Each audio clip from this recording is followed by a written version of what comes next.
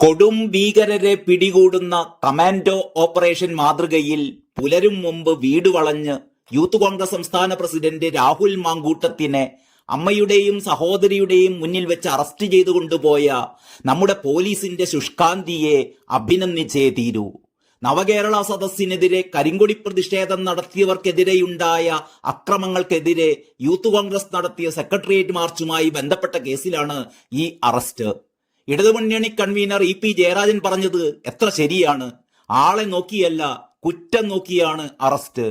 എന്തിനും ഏതിനും പിണറായി സർക്കാരിനെ വിമർശിക്കുന്ന ചില മാപ്രകൾ എന്ന് വിളിക്കുന്ന മാധ്യമ പ്രവർത്തകർക്ക് ഇതൊന്നും പറഞ്ഞാൽ മനസ്സിലാകില്ല.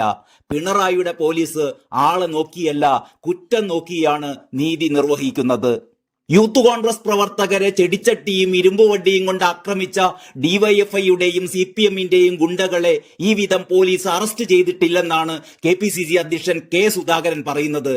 മുട്ടൻ വടി ഉപയോഗിച്ച് പ്രതിഷേധക്കാരുടെ തലമണ്ടയടിച്ചു പൊട്ടിച്ച മുഖ്യമന്ത്രിയുടെ ഗൺമേനെയും സുരക്ഷാ ഉദ്യോഗസ്ഥരെയും ഒന്നും ഇതേപോലെ അറസ്റ്റ് ചെയ്തില്ലല്ലോ എന്നും അദ്ദേഹം വിലപിക്കുന്നു. എന്റെ പൊന്നു സുധാകര, ഇതൊക്കെ രക്ഷാപ്രവർത്തനങ്ങളല്ലായിരുന്നോ?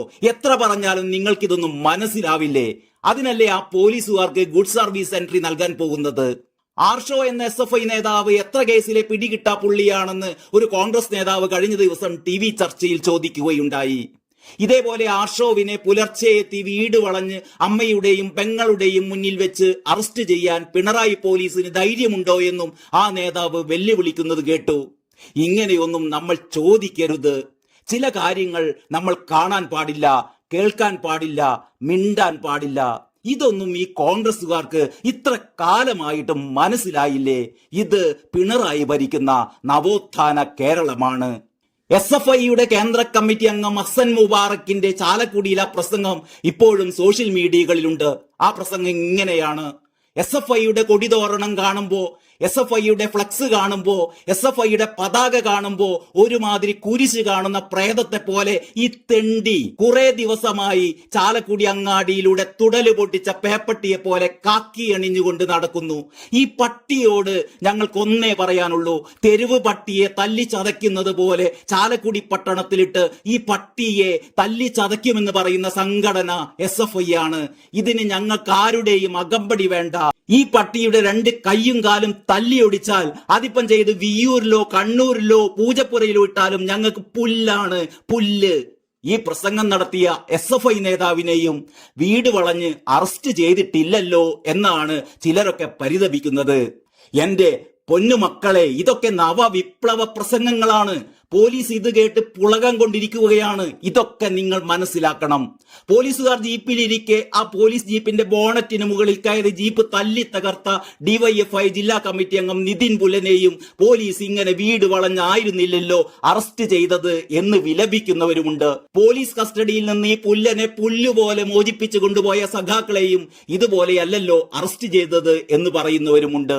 കരുവന്നൂരിൽ 400 കോടി അടിച്ചു മാറ്റിയവരുടെ വീട്ടിൽ കയറി ഇതുപോലെയല്ലല്ലോ അവരെ അറസ്റ്റ് ചെയ്തത് എന്ന് പറയുന്നവരുമുണ്ട്. ഇങ്ങനെ പറഞ്ഞു തുടങ്ങിയാൽ ഉദാഹരണങ്ങൾ ഏറെയുണ്ടാകും. CPM വിരുദ്ധരായ മാപ്രകൾക്ക് അവരോടൊക്കെ ഒന്നേ പറയാനുള്ളൂ: പിണറായിയെ സ്തുതിച്ചുകൊണ്ടുള്ള പുതിയ പാട്ട് മനസ്സിരുത്തി ഒന്ന് പഠിക്കണം. അതാണ് നിങ്ങൾ ചെയ്യേണ്ട ഏറ്റവും പ്രധാനപ്പെട്ട കാര്യം. തീയിൽ കുരുത്തൊരു കുതിരയെ, കൊടുങ്കാറ്റിൽ പറക്കും കഴുകനെ, മണ്ണിൽ മുളച്ചൊരു സൂര്യനെ, മലയാള നാടിൻ മന്നനെ, മുറ്റത്ത് നട്ടമരം വേപ്പുമരമായി മാറിയടാ, ഒറ്റക്ക് വളർന്ന മരം തേക്കുമരമായി മാറിയടാ, നടന്നു വന്നാൽ പുലിയടാ, മാസടാ ക്ലാസടാ, മാസും ക്ലാസും ചേർന്നടാ, ഇങ്കുലാബിൻ സിംബലട, സിംഹം പോലെ ഗർജനമായി, ചെങ്കൊടിയിൽ കൊടുമുടിയായി, അടിമുടി ഇവനൊരു അധിപതിയായി, ലെവലടാ വേറെ കിടിലം കിടിലമാണെടാ. അതാണ് പറയുന്നത്. കേരളം ആകെ മാറിക്കഴിഞ്ഞു. ഇത് വേറെ ലെവലാണ്. Political desk, Kalakaumudi.